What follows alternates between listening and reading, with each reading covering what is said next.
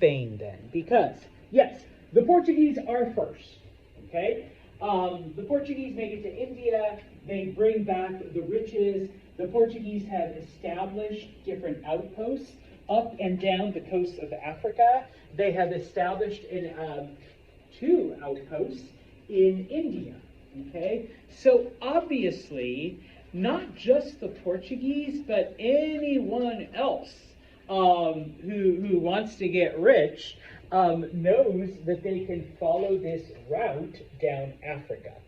Okay? Now, along the way, and it's not in your textbook, but Columbus, this Italian sailor, all right, Cristobal Colonna, but in English, Christopher Columbus, is in Portugal when Vasco da Gama returns. And he sees all of the stuff that he has brought back from India, and he is able to see just how much money, all right, this brings in. And so he is determined to do something about it. Now, his plan, of course, was slightly different, so he knows he's not going to convince the Portuguese, okay? Once again, remember, all right, most educated people in the 1400s already knew the earth was round. The whole myth behind they all thought it was flat and Columbus had to fight the ignorance of the day. I apologize, Italians, but that was like Italian propaganda in the late 1800s to try to make them like into a bigger hero and bring Italian pride and like all this other stuff. You should have it, all right?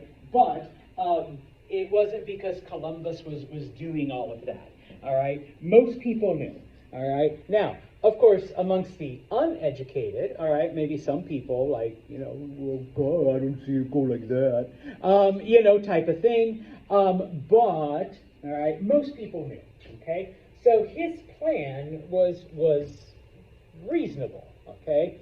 If it's round, I keep going this way, eventually I'm going to wind up back where I started, okay? The problem, though, well, number one, with the Portuguese, they already found a way, so he's not going to convince them. So he goes to Spain, okay? And he talks to Ferdinand and Isabella, who are the king and queen, okay? And he tries to convince them to finance his voyage, okay? He tries to convince them that, yes, if we do this, we'll get rich. We can lead new crusades, we can get rid of the Ottomans, we can conquer more land, we can do all of this stuff. And there was a lot of things that Columbus tried to get, all right, to convince Ferdinand and Isabella. All right. In addition to the money, in addition to leading a new crusade, okay, he basically said, if we go to Asia and we convert people to Catholicism, all right, and no offense, Catholics, all right, but Ferdinand and Isabella, bless you, were both devout Catholics, and if they could bring Catholicism to Asia, amongst people that weren't Catholic, they would basically be saved. They would be the saviors of Asia, and they would be guaranteed heaven. Okay, so all of these arguments Columbus makes. Okay, Ferdinand and Isabella aren't really convinced quite yet. Okay, because Columbus's plan is logical, but number one, Columbus's math was bad. All right, he underestimated the size of the Earth. He basically thought it was half as small as it actually was. And of course, the bigger obstacle was that nobody knew that the Americas existed. So nobody had a clue that at some point you're going to run into this completely different continent. Okay. Long story short, because we can't spend too much time on it, Ferdinand and Isabella are convinced to finance Columbus's journey. They give him enough money for 3 ships and a crew. Okay. It's interesting because Isabella was convinced by her finance minister, it's only 3 boats. Okay, that's it. All right, you don't have to give him more than that. If he succeeds, fuck, we'll be rich. And if he fails, how much have we actually lost? 3 boats. One crazy dude. We won't ever have to be bothered by him again. Okay, so, Well, turns out Columbus ended up in a different place. All right? And so, this is just the summary. Don't worry, we'll actually go into detail. Europeans arrived, and we know the story. They overwhelmed the natives, they overwhelmed the locals, okay? Partially because of weaponry. Europeans did possess superior weapons, but there were other things. Disease. Europeans brought diseases that many of the native tribes had no immunity to, and so, most of the natives were killed off with that. But also, the Europeans quickly realized that not all natives were the same. There were rivalries. There were, tribes that fought against each other. And so very quickly, many of the early European explorers were able to take advantage of that and pit different tribes against each other. Okay? So, the story of Columbus, okay, first off, all right, number one, we know that he leaves in 1492, okay? He actually leaves in August. Okay, you don't need to know that unless you're a history dork. Jose's like, I'm not. All right, so he leaves in August of 1492. First off, he stops at an area called the Canary Islands. Okay, they're in the Atlantic. That is where his ships are supplied. Okay, because you are literally going into the unknown. In order to get approval, because Columbus was rejected, he had to play with the numbers, okay? And he had to find a way to compromise with the king and queen. And he basically was like, okay, maybe the earth is a little bit bigger than what I think it is. So he played with the math and was able to convince Ferdinand and Isabella, okay? So you need enough supplies. Okay. Now, Columbus was, a little worried because he knows he lied. He knows he fudged the numbers. Okay. So, will there be enough food? Will there be enough water? Will there be enough stuff to make it all the way? Okay. Well, they're about to run out when all of a sudden someone. And this is the funny thing I tell people, I don't know why, people try to honor Columbus too much, because it wasn't even him. It was some other dude on the smallest boat who at 2 a.m. is up in the crow's nest and he sees land. Okay, Columbus was asleep. That's in October, okay? It's kind of funny because their supplies only out October, 2 months. That's all that lasted, all right? They were about to run out of stuff. Yeah, we're not 100% sure where he landed. It was somewhere near Bermuda, okay? That we do know, all right? But it's not like he left a big-ass sign or the natives were like, Columbus slept here, Nobody opened up an Airbnb and, had the Columbus experience. But what we do know is after he landed, he later sails south. Because when he encounters his people, after the whole, whatever, where's the gold? Where's the treasure? Where's the spices? Okay? He calls them Indians because he thinks he's in India. He thinks he's landed in the same place that the Portuguese landed. Okay? Oh, by the way, where's the Portuguese outpost? All right? The people were like, this guy, all he cares about is like gold and treasure and spices and other shit we've never heard of. And so, now, the natives did have gold on them. They used it as jewelry. And so Columbus is like, where'd you get that? And so to get rid of them, they just told him south. And so he hops on his boats and he heads south. Okay? So he ends up in Cuba. He does the same thing in Cuba. All right, and those people get tired of him, and so they tell him basically that way, and he ends up on the island of Hispaniola. Okay, now, just FYI, Hispaniola is the name of the island, but the island is where the Dominican Republic and Haiti are. Okay, the name of the island is Hispaniola, but there's 2 countries, Haiti, Dominican Republic. Okay, and so that's where he establishes a fort, okay? Because there actually was some gold on Hispaniola. Not a lot, but there enough to keep Columbus's interest and enough to have Columbus enslave the locals and have them mine it and bring it to them and all that stuff. Okay, so he does find some gold.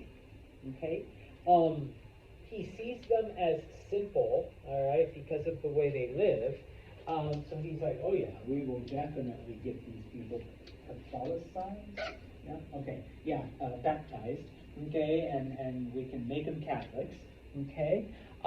He sees them as savages because they don't have the cool things of civilizations like clothes and shoes, and they don't speak Spanish, and they don't, worship Jesus. So obviously they're uncivilized. Okay. And we know what ends up happening. Okay. When the Europeans come in, because Columbus isn't the only one, other Europeans follow. Okay. Yes, they have giant boats. Yes, they have these weapons, and depending on the group, okay, they were either frightened or impressed by all of this. And of course, the natives want the weapons, okay, and so they are willing to trade. They are willing to negotiate, all right, for that. Okay. Now, to the natives, they didn't see a distinction based on color. Sorry, Megan. Because these are Europeans. Okay, they're white that are showing up. Okay, the Spanish right away is like, oh, look at these dark people. All right, they were like, okay, yeah, definitely these are different. Okay, but, and this comes from some of the earliest writings, when the natives encountered Europeans, they're like, why are they so hairy?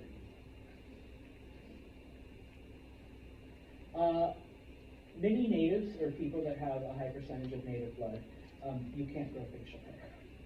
Okay? It's just one of those traits, okay, of most Native Americans. You can't grow this. Okay? And so, thanks, Matt, for not shaving today, Mr. Santos. Where's the rest of y'all? Come on, we've got to grow beards. All right, thank you, Arthur. A little one, okay, a little right there, but that's all right. They see, these white people with, like, hairy faces. And it's like, whoa, like, what's up? They've never seen anyone with hair on their face, okay? But of course, they also notice other things, specifically the bad manners, because they come in demanding, give us the gold, give us the spices, give us the treasure.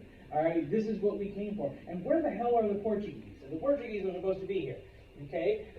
Not realizing that they're not in India, okay? The other thing that becomes quickly apparent, because the first European, hell, the 5th and 6th and 10th groups of Europeans that show up, they weren't farmers, okay? They were just, they were soldiers, and they were coming to conquer, and they were coming for gold and silver and spices, okay? Once they had, used up all of the gold in Hispaniola and in Cuba, all right, well, even if they hadn't, you can't eat gold, So many of the people begin to die because the Europeans didn't know how to grow food, number one, and even the ones that did, that had a farming background, didn't know how to grow the food that was, native to the area, okay? So eventually the natives, and this is like one of the things that they do, is that they did have that compassion, and so they show them how to grow food. They show them, which things are safe to eat, and, how to make things, happen here, okay? But by showing them that, they don't leave. Now that they know how to grow food, and now that they know how to use the local resources, they begin to stay, okay? And not only that, but more Europeans begin to show up, okay? You do need to know this word. They take the name, it's a Spanish word, conquistadores, I know. Santos, this isn't your Spanish class. But no, you do need to know it. It's the Spanish word for conqueror. That's the name that is given to those first soldiers that arrived. Okay? Now, just as an FYI, number one, okay, Columbus made 4 voyages, okay, each time convinced that he had reached a different part of Asia, okay. He actually thought Cuba was Japan, all right. I don't know how you get that fucked up, but he did, okay. He died, like I said, 4 voyages. He eventually dies still convinced that he made it to Asia, okay. Now, the Spanish send out other, okay, explorers, other people go, okay, not to be outdone. Now, the Portuguese are mainly focusing on this, okay, but there was one Portuguese sailor, a man named Pedro Cabral, who was on his way to India when he gets caught in a storm right here. He gets blown off course, and he ends up in Brazil, okay?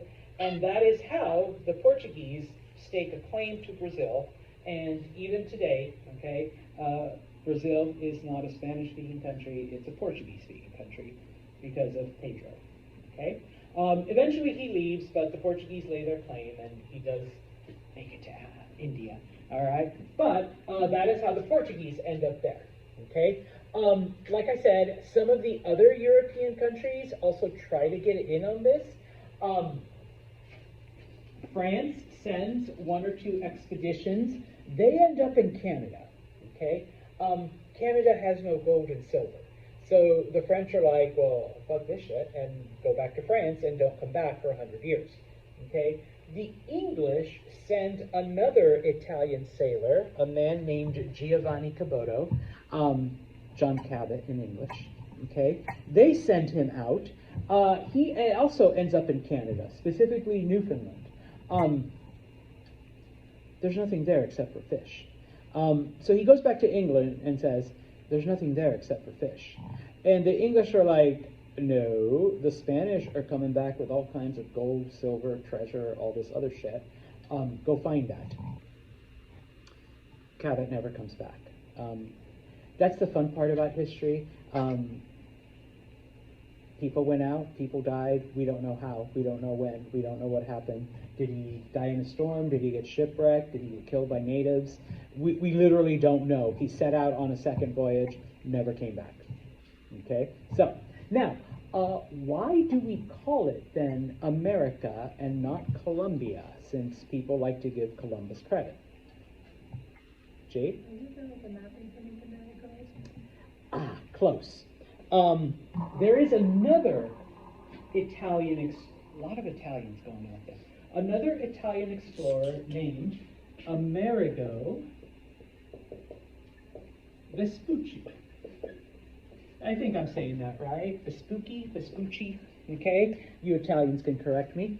The map maker was German. It was a German map maker. And Amerigo, we believe, is the first one, at least the first person to write it down or to publish it, that basically said, yo, Chris, I know we're paisans and stuff, but I don't think this is Asia. I think this is like a completely different place. The German map maker discovers this letter, this publication, where Amerigo says, yeah, it's I don't think it's Asia. I hate to disagree with, my fellow Italian, but I think he's wrong. And taking that, this map maker then calls it America, after Amerigo Vespucci. Okay? Because remember, Columbus thought until the day that he died that he had ended up where? Asia, specifically India, but Asia. He thought until the day that he died that he had made it to Asia. Okay? It was Amerigo Vespucci who first basically disagreed. Okay? Now, because Columbus did find some gold on Hispaniola, okay, the Spanish do in fact send more and more explorers, more and more soldiers, and they begin to set up areas. Okay, they begin to send other expeditions to go in there and take the gold. Okay, of course, the natives at some point then begin to resist these invasions. Okay, and so the Spanish basically just killed all of the natives. Now, most of them had contracted diseases, okay, so it made them easier to kill. The ones that did not die because of disease or because the Spanish killed them were taken as slaves. All right? Now, I know, not a Spanish class, but this is another Spanish word you need to know. The term encomienda, okay? An encomienda is basically a land grant, okay? Because as more Spanish are arriving, and not just in Hispaniola, but in other parts of the Americas, okay? Basically, a Spaniard arrives and he wants to take over an area. Thanks, Nate, for playing the role. And so basically, the Spanish government gives him an encomienda that says you can have everything from point A to point B. Okay? Everything on that piece of land is yours to do with as you please, as long as you give 15% to the crown. All right? Nate can do whatever he wants. All right? Now, this also included the natives. This also included the people on the land. Okay? And so Nate basically says, with my encomienda, I am going to first search for gold and silver and all kinds of treasure. Okay? So, because I also own the people, I'm going to make them work. I'm going to turn them into slaves, and I'm going to make them work to find, all of this stuff. All right? Eventually, when the gold and the silver and the treasure dries up, and when the Spanish then begin to do farming, we're going to use the people from this land, because the people are also mine. I'm going to use them to farm the land. Okay? I'm going to use them as slave labor. Okay? Now, just as an FYI, one of the biggest debates of the 1500s, the 16th century, do natives have souls? Do they? It was a big Catholic thing. Because if they have souls, the Pope eventually determined, I'll give you the ruling in a minute, if they do have souls, what should we be doing with all of these Indians? We should be converting them to Catholicism. We should be saving their souls. We should be baptizing them. Okay? If the natives don't have souls, we can do whatever the fuck we want. We can use them as slaves. We can use them as labor. We can use them for whatever. Okay? Spoiler alert, the Pope at the time determines natives have souls. You guys cannot abuse them, but you have to baptize them all and bring them to Catholicism, because we got to save their souls. That's not to say that this stops the Spanish from, abusing them, but they do baptize them. All right? Gotta love the church. And no offense, Catholics. All right? But yeah, gotta love the church. All right? Let's just throw a bunch of water on them, say a prayer, and boom, you're baptized. All right? You're good to go. Okay? This sets up the next step, because this ruling on whether natives had souls does not apply to Africans. They don't have souls. So, but we'll talk about that in about 50 years, or next class. Okay. So yes. Okay. The natives are used as slave labor. Okay. Landowners become rich. Spanish government gets rich, and eventually, okay, we do have the ruling that natives do have souls. Now, like I said, this doesn't stop the Spanish from treating them like shit. They just baptize them first, and then treat them like shit. Okay, and so the natives, obviously, the ones that do survive the initial invasion, they die of disease. Okay, they have no immunity to things like malaria or a bunch of other things, the flu, things that the Spanish and other Europeans have developed immunity to. Okay, malnutrition, because they were expected to work in the mines. Obviously, nobody is farming, and what little agriculture stuff is being produced is going to the Spanish. Okay, so there's not enough food, and the Spanish do in fact take over a lot of the land. And if you meet your quota of gold, then you get food. If you don't meet your quota, then you get no food. You go back out there and bring back more gold if you really want to eat, which obviously is counterproductive, because if you don't have the energy, you're not going to find the gold, and if you don't find the gold, then you're not going to get food, which means you don't have the energy to go back out and mine more gold. Okay, and of course, just the plain old thing of overwork.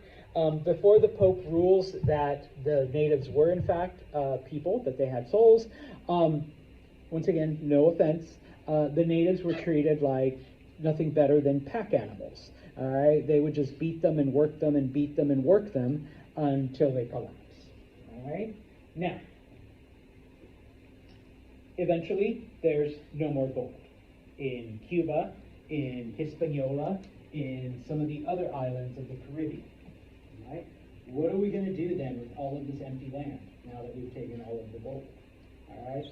Some people move on to other places.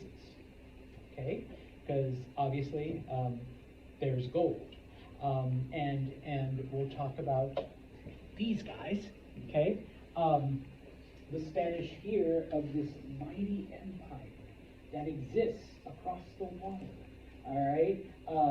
They have lots of gold, and they have silver, and they have treasure.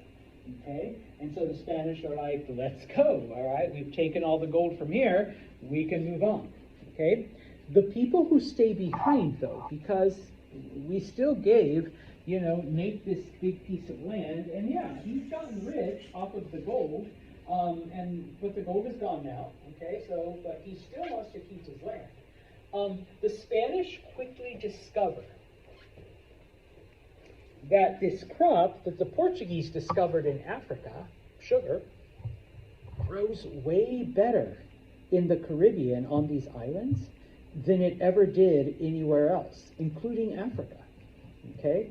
Because it's an Asian plant, all right? It came from India and then eventually into Africa, and then from Africa here. Okay?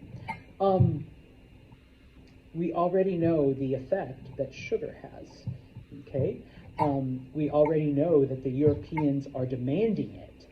Okay, so Nate says, all right, I can't just go out and find gold anymore, but I can grow sugar and I can sell it, which is better than just finding gold. I will make more money than I ever did from all of the gold that the natives brought to me. But when it comes to sugar, okay, number one, you need a hot environment. You need an environment that's hot, like at least X amount of time, okay? Number two, it can't just be hot. It also has to be humid, okay? Heat and humidity are not fun, all right? This is why we don't actually grow sugar in Florida, because some people are like, why don't we grow it in Miami? Because, it's hot and humid. It's not hot enough and humid enough long enough during the year, okay? As we saw, like, what was it, 2 weeks ago? Like, it snowed. No, that didn't happen in the Dominican Republic, all right? It was still hot, all right? Who wants to work in hot and humid climate? Okay, Daniel's like, me, no. Now, of course, the Spanish tried to get the natives to do it. They just ended up dying, Okay? Where are we going to get the lake? We'll leave that question for later. Okay? Because the Spanish that do move, they end up conquering two societies. The Aztecs and the Inca. The Aztecs are in Mexico. The Inca are in Peru. That had developed, that had grown into these mighty empires, but they had gold, and they had silver, and they had treasure. All right? We have about 10 minutes. Okay? Who were the Aztecs? Okay? The Aztecs were a group of people who had wandered all over different parts of Mexico. Okay? They were known as the Mexica. Okay? Guess what country name we get from Mexica? Say it louder, Jade. Mexico. Yeah. And so I remember a couple years ago, a student was like, wait, so Mexico is not even a Spanish word? It's not. All right, it's an Aztec word. But yeah, the country of Mexico is named after the Mexica, which are the Aztecs. They don't call themselves Aztec, they call themselves Mexica. Aztec is the name that the Europeans gave, that the Spanish gave to them. Okay, they wandered around, and according to legend, they were supposed to settle. They were supposed to stop wandering when they saw, is a very specific vision, an eagle sitting on a cactus with a snake in its mouth. I know, right? Okay. Well, what ends up happening is that they end up in central Mexico, and there's this lake. It's called Lake Texcoco. At some point, the Aztecs wander off onto the lake and they find this island that's there. And guess what the first thing they see? There's an eagle sitting on a cactus with a snake in its mouth. And they're like, we're home. This is our home. Okay? Coincidentally, if you look at a Mexican flag, that's the symbol that's in the middle. It's like an Italian flag, but with a snake and a cactus and an eagle. All right, they just put that in the middle.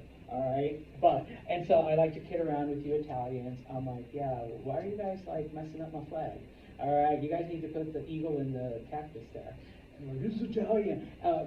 The only difference, the red is a slightly different shade, like slightly, like Jade and Emma's hat, slightly different red. Like seriously, it's like just a little touch.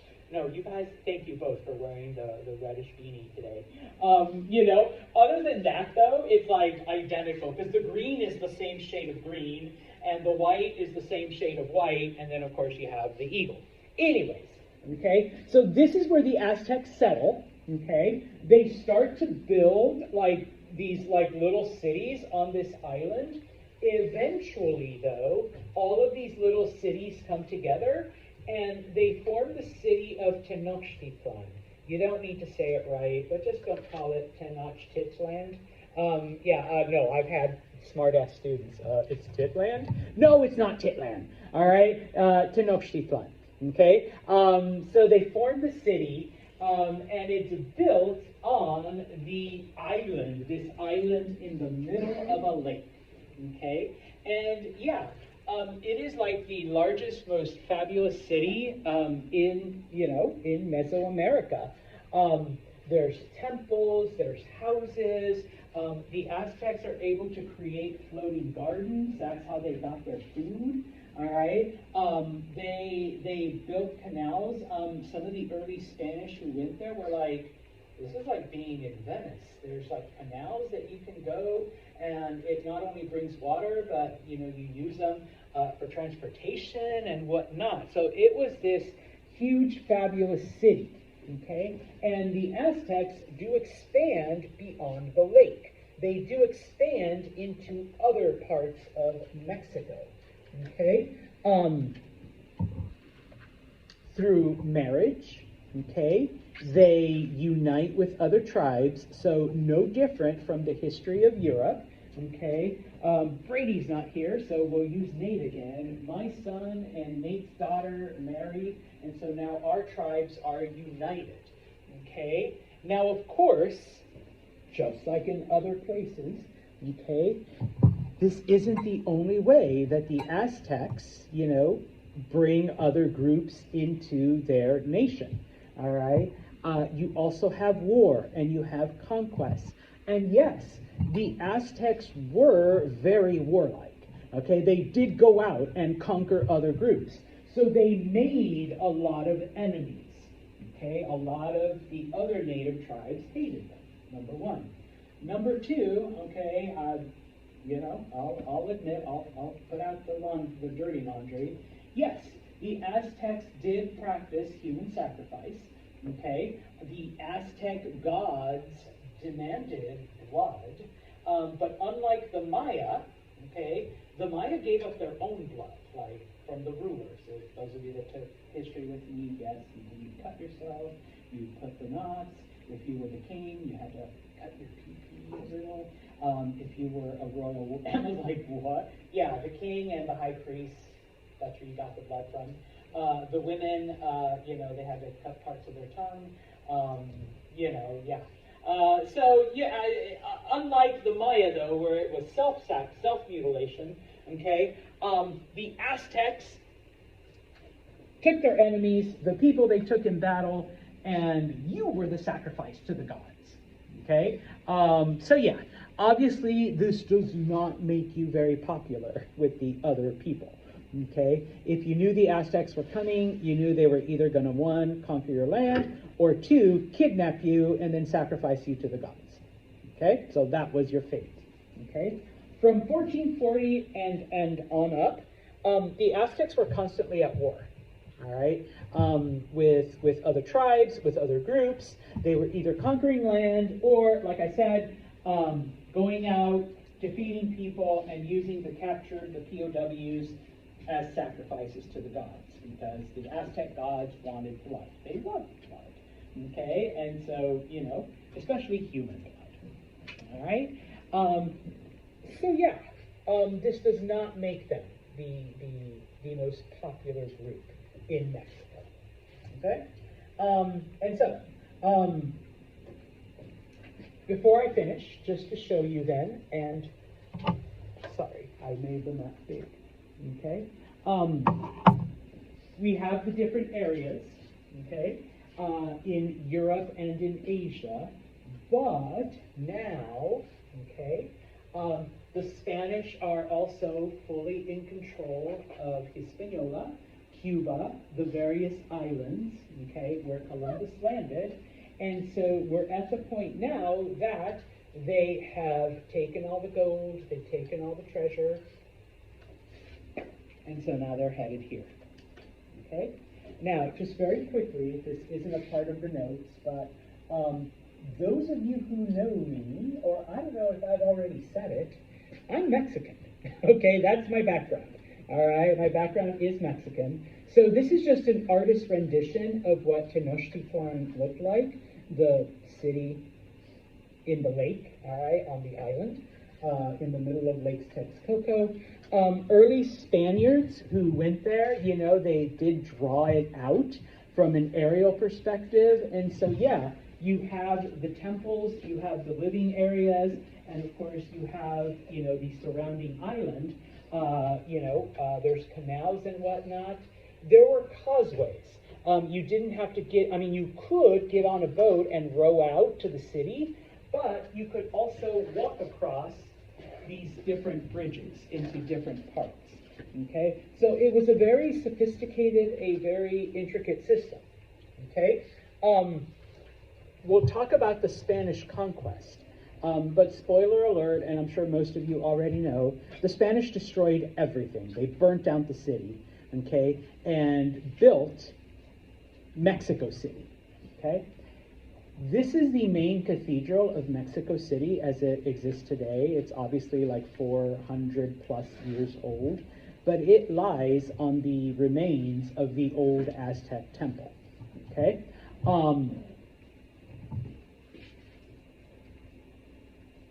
In the 1970s, they were trying to build a subway tunnel that led right up to the cathedral because it's a major tourist attraction. And, you know, obviously it's the cathedral.